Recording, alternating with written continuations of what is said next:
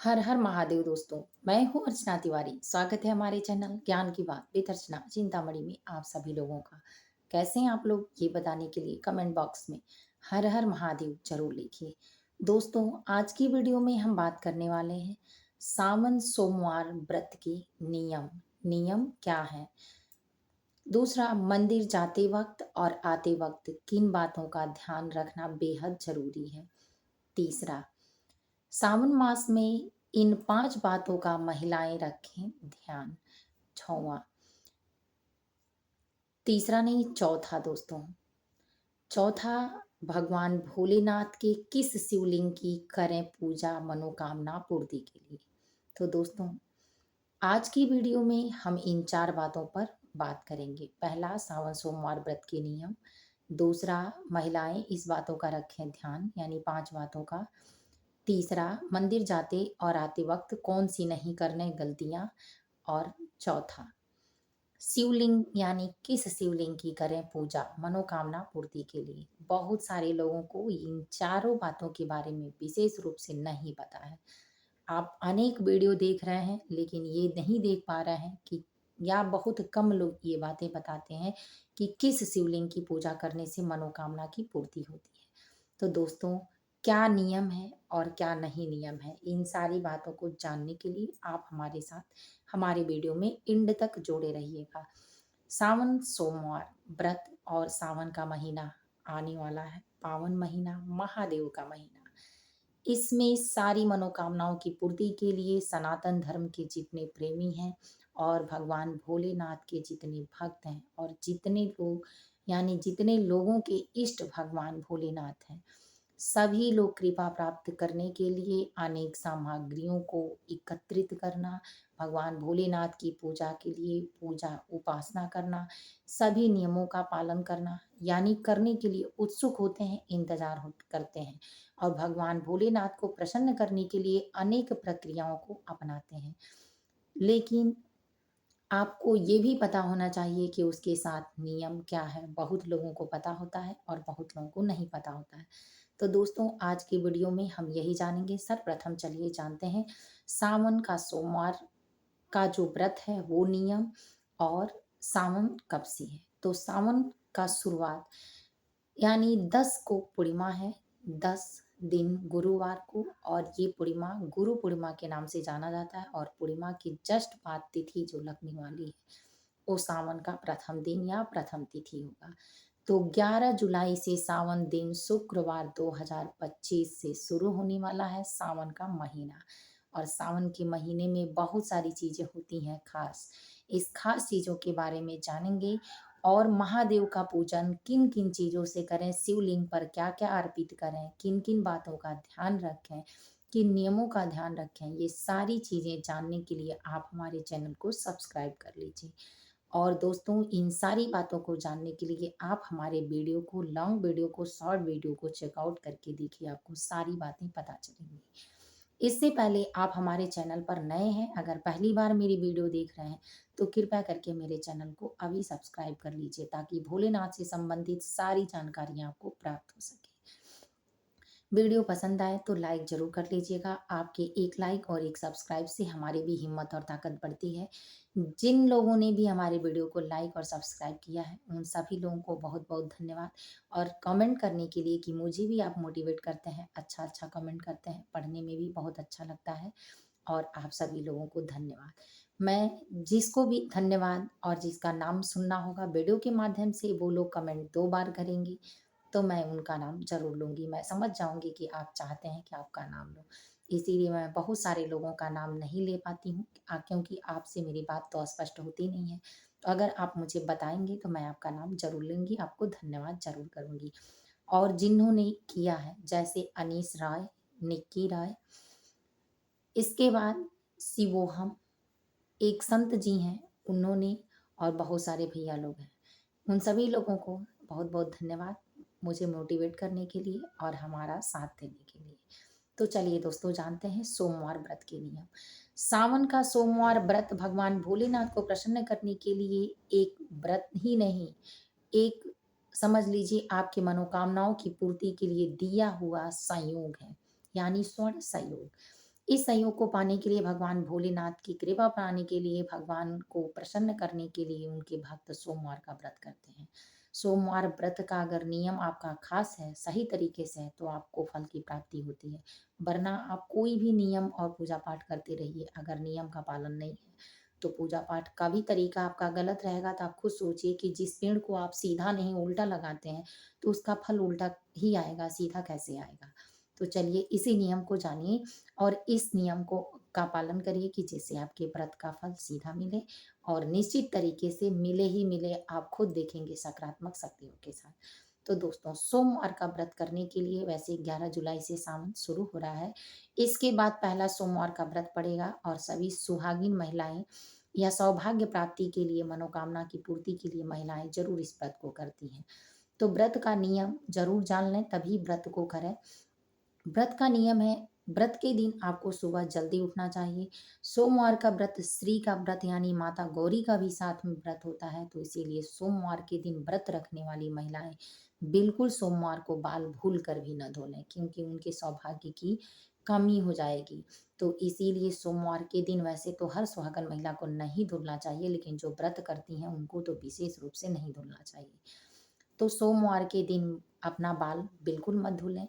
दूसरा, उस दिन अपने शरीर की साफ-सफाई का विशेष ध्यान रखें, अपने घर की सफाई का विशेष ध्यान रखें। एक खास बातों का ध्यान रखें कि आप अपने तन-बदन की सफाई करने के साथ, घर की सफाई करने के साथ, मानसिक सफाई, आध्यात्मिक सफाई ज़रूर कर लें। क्योंकि व्रत में इन सारी चीज़ों से परहेज़ रखें। किसी से झूठ बोलना, किसी की चुगली करना, किसी की निंदा करना, आपके शब्दों के द्वारा किसी को दुःख और तकलीफ होना। इसीलिए आप जितना लोगों से दूर रहें उतना अच्छा है। तो आप लोगों से दूर रहें और बातों को विशेष रूप से ध्यान से समझ लें तभी करें।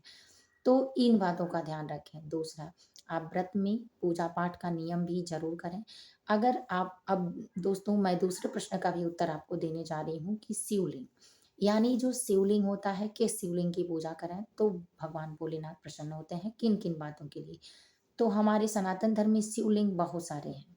बहुत सारों की संख्या में आप 12 से अधिक तो मान लीजिए, लेकिन 12 बिल्कुल श्रेष्ठ हैं। जो स्वयं से पैदा हुए हैं यानी स्वयं से निकले हैं, जिसे शंभु कहा जाता है, स्वयंभू, तो उनकी पूजा की जाती है। लेकिन इसमें पार्षद शिवलिंग जो होता है, पारे का बना शिवलिंग होता है, उसकी पूजा करने से सिद्धियाँ प्राप्त होती हैं, साधना प्राप्ति के लिए किया जाता है। लेकिन जो शिवलिंग घर पे पार्थिव शिवलिंग बना के किया जाता है, उसमें आपकी मनोकामनाओं की पूर्ति के लिए, सौभाग्य की पूर्ति के लिए, सुख समृद्धि की पूर्ति के लिए भोलेनाथ के पार्थिव शिवलिंग की पूजा की जाती है। इसीलिए देखते हैं आप सावन में कोई न कोई रुद्राभिषेक कराता है तो पार्थिव शिवलिंग का ही पूजन करता है, क्योंकि जिस मनोकामना की पूर्ति के लिए व्रत करता है, वो मनोकामनाएँ उनकी पूर्ण होती हैं। तो इसीलिए पार्थिव शिवलिंग का पूजन करें, ज़्यादा अच्छा है। तो पार्थिव शिवलिंग मिट्टी से आप बनाएँ, बिल्कुल अच्छे से बन जाएगा, आप ध्यान से देखें, कोई ज़रूरी नहीं आप पूरा आकार दें। आप जैसा भी आकार दे पावें और पूजन करें, वो मान्य होगा। तो इसीलिए आप एक बार गूगल पे देख लें, फिर करें यूट्यूब पे। तो शिवलिंग बनाएँ, इसके बाद पूजन करें, भगवान भोलेनाथ का अभिषेक करें दूध, दही, शहद, शक्कर से। इसके बाद फूल पत्ती, बेल पत्ता, धतूरा चढ़ाएँ। याद रखें कि बेलपत्र आपका हमेशा 3, 5, 11, जैसे 3, 5, 9, 11, 21, 51, यानी आपकी संख्या हमेशा विषम होनी चाहिए, सम संख्या नहीं होनी चाहिए। तो विषम संख्या में चढ़ाएँ। इसके बाद चमेली का फूल, कमल का फूल, नीलकंठ का फूल, आँख का फूल, धतूरे का फूल, बेलपत्र, बेल का फूल, ये फूल भगवान को चढ़ाकर प्रसन्न करें। अगर नहीं मिलता है तो आप इन ज़रूर कनेर का फूल, ये सारी फूलें मिल जाती हैं, चंपा का फूल, तो ये चढ़ाएँ महादेव को। इसके बाद धूप, दीप, नैवेद्य चढ़ाकर भोग आरती सारा करें।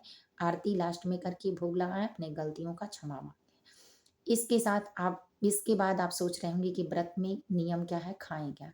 तो दोस्तों, इस व्रत को नीरा जल और आहार दोनों लेकर किया जा सकता है। अगर आप शारीरिक रूप से परेशान हैं, दवा खा रहे हैं या कोई और बात है, तो आप अगर नीरा जल नहीं रहना चाहते हैं, तो नीरा जल नहीं रह के आप पूरा दिन फलाहारी रहें। जैसे नवरात्रि में कट्टू का आटा, सिंघाड़े का आटा या जो आटा मतलब खाया जाता है फलाहारी वाला, वो चीज़ों का यूज़ करें। इसमें क्या नहीं खाना है वो चलिए जानते हैं, आप सेंधा नमक भी खा सकते हैं। एक टाइम आप सेंधा नमक भी खा सकते हैं और मीठा भी खा के रह सकते हैं। वो आपके ऊपर है, आपके वहाँ जैसा होता हो आप वैसा कर लें। आपको मनाही क्या है, इन चीज़ों को ज़रूर जानना है। मनाही में आपको लहसुन, प्याज़, अनाज, नमक, दाल, मांस, मदिरा, शराब, इन चीज़ों से परहेज़ रखना है। और मैंने आध्यात्मिक जो आपको बताया, उन चीज़ों से परहेज़ रखना है। तो इन चीज़ों को याद रखें। अब चलिए जानते हैं कि मंदिर जाते समय किन-किन गलतियों को ना करें। तो मंदिर से आप जाएँ तो घर से गंगा जल लेके जाएँ, क्योंकि आपको विशेष रूप से फल मिलने वाला है। तो आप 5 ही 4 सोमवार 4 ही सोमवार पड़ने वाले हैं इस बार। तो आप घर से गंगा जल लोटा में लेके जाएँ, चाहे वो थोड़ा हो, ज़्यादा हो, बचा के लेके जाएँ और वहाँ जाके जल भर लें, फिर आपका पूरा गंगा जल ही हो जाएगा। तो भगवान के भोलेनाथ के मंदिर में जब आप घर से निकलें, तभी ही मंत्रों का जाप करते रहें। और वहाँ जाने के बाद सर्वप्रथम याद रखें कि जितने लोग मंदिर से पूजा करके आए हैं, उसी रास्ते से गए हैं। तो आप अगर महिला हैं, सुहागन हैं, तो इन बातों का भी ध्यान रखें कि वस्त्र काला बिल्कुल मत पहनें। सावन के सोमवार में सोमवार के दिन बाल मत धुलें, बाल काटना बिल्कुल मनाही है, तो बाल मत काटें। इन चीज़ों का जो मैंने बताया कि घर में इन व्रत रहने वाली महिलाओं का सेवन नहीं करना है, तो ना करें। पुरुषों को भी दाढ़ी बाल नहीं बनवाने चाहिए। भगवान भोलेनाथ का पूरा महीना, सावन का महीना सवा महीना होता है, तो ज़रूर पूजा करें। इसके बाद जब आप मंदिर में जाएँ, तो अपने आँचल के कोने से जो सीढ़ियाँ हैं, उसको एक आध बार ऐसे-वैसे करके साफ करके और तब आगे बढ़ें स्पर्श करके। जितने लोग मंदिर से जल चढ़ा कर आए हैं पूजन करके, उन सभी लोगों की पाँव के धूल वहाँ लगे होंगे। अगर आप हटा के और उसको स्पर्श करते हैं अपने दिल से लगा के, तो आपको पुण्य की प्राप्ति होगी। यानी जितने लोग पूजा करने गए हैं, सबके पुण्य, यानी आपने उनके मार्ग को साफ किया है, तो आपको पुण्यों की प्राप्ति होगी। लोग रास्ते में जल पिलाते हैं, क्या-क्या नहीं करते हैं। तो आप ज़रूर कर लें इन कामों को कि जिससे आपका धर्म बढ़े। जहाँ धर्म होता है, वहाँ धन होता है। तो आप अगर धन चाहते हैं, सुख समृद्धि चाहते हैं, तो इन कामों को ज़रूर करें, शर्माएँ नहीं। अपने मस्तक को पटकें और साफ करें। फिर भोलेनाथ का वहीं से चिंतन मनन करते हुए ओम नमः शिवाय या अनेक मंत्र मैंने अपनी वीडियो के माध्यम से डाला है, तो उसको देख लें। तो आप मंत्रों को जाप करते हुए अंदर जाएँ। अंदर जाने के बाद आप भगवान भोलेनाथ का पूजन कर लें। याद रखें कि आपका पूजन करने का, यानी जल चढ़ाना, जल चढ़ाने की जो दिशा है, वो पूर्व दिशा या उत्तर दिशा की तरफ मुख होना चाहिए। भगवान भोलेनाथ का पूजा करते समय अगर आपको समझ में नहीं आ रहा है, तो हमेशा उनका शिवलिंग उत्तर और दक्षिण दिशा में होता है, तो आप शिवलिंग के पीछे से पूजा करें, जहाँ से पानी गिरता है वहाँ से नहीं। इसके बाद आप बेलपत्र उल्टा ही चढ़ाएँ, याद रखें धतूरे का पत्ता। तो आप सारी सामग्रियों को, फूल, धतूर, आक का पत्ता, फूल, अक्षत, तिल, चंदन, शीतल चंदन, दही, दूध, शहद, शक्कर इत्यादि चीज़ों को चढ़ाएँ। आप शीतल चंदन लगाएँ। याद रखें कि आपको कुछ चीज़ें नहीं चढ़ानी है, जैसे हल्दी, रोली, शंख से जल, शंख से जल, इसके बाद वो केतकी के फूल का तेल, जिससे वो दीपक जलाया जाता है, वो, ये सब चीज़ें आप बिल्कुल मत करें। तुलसी पत्र मत चढ़ाएँ। आप 3 तालियों के साथ भगवान से प्रार्थना करें। पहली ताली, हे भगवान हम आपकी शरण में हैं। दूसरी ताली, यानी दूसरी क्लैपिंग जब करें, तब कहें आप हमारे घर के अन्न धन भंडार को भरे रहिए। और तीसरा, सदा हमारे हृदय में निवास करिए। तो जिसके भी भगवान भोलेनाथ प्रसन्न होते हैं, जिसके साथ होते हैं, उसके घर कभी कोई कमी ही नहीं होती। इस तरह से आप पूजन करने के बाद निकले मंदिर से, तब जाके गौरी, उनके साथ जो माता गौरी हैं, उनका तो आप साथ में कर ही लिए हैं, लेकिन जो उनके नंदी हैं, उनकी पूजा करें। उनके पैरों को, हाथों को दबाएँ। इसके बाद अपनी मनोकामनाओं को उनके कान में बोलें, कान में जो भी बोलना है पूरा करने के लिए, कि आप मेरा संदेश महादेव को दें और आप मिल के पूरा करें। तो इस तरह से बोलें और उनकी प्रार्थना करके तब घर वापस आएँ। याद रखें कि घर आते समय आपको घंटी नहीं बजानी है। तो जाते समय और आते समय कौन-सी गलतियाँ, यानी जाते समय स्पर्श ज़रूर करना है, तब अंदर जाना है, और किसी के भी स्लीपर पर, यानी चप्पल पर पैर रख के नहीं जाना है। जिसके चप्पल पर आपने पैर रख के अगर अंदर चला गया और वो महादेव के मंदिर में बैठा है, तो उसके हिस्से का जो पाप है आपके सर आ जाएगा। तो याद रखें कि किसी के भी चप्पल पे पैर रख के ना जाएँ और उधर से निकलते समय घंटी ना बजाएँ। तो इन बातों का विशेष रूप से ध्यान रखें। महिलाओं को इस बातों का भी ध्यान रखना है। ये 5 बातें। घर में सावन भर कला क्लेश ना करें। दूसरा, मांस मदिरा का सेवन ना करें। तीसरा, लहसुन प्याज भी अगर व्रत रखती हैं तो बिल्कुल मत करें। चौथा, अगर आप कर पाती हैं तो ज़रूर करें व्रत, अगर नहीं कर पाती हैं तो भी पूरे मास जल चढ़ाकर पूजन के साथ भगवान का भजन कीर्तन करें, आपको पुण्य बराबर मिलेगा। और पाँचवा, इसके साथ महादेव की पूजा के साथ गौरी की भी पूजा ज़रूर करें। जिसके पर उमा महेश्वर प्रसन्न होते हैं, उनके घर ही उत्तम धन की प्राप्ति होती है। तो दोस्तों वीडियो कैसा लगा? ज़रूर कमेंट करके बताएँ। पसंद आया हो तो लाइक ज़रूर कर लें, समझ में आया हो तो वीडियो में कमेंट करना हर हर महादेव ना भूलें। फिर मिलूँगी एक नए वीडियो में नए ज्ञान के साथ, तब तक वीडियो यहीं एंड करती हूँ। हर हर महादेव ज़रूर लिखें।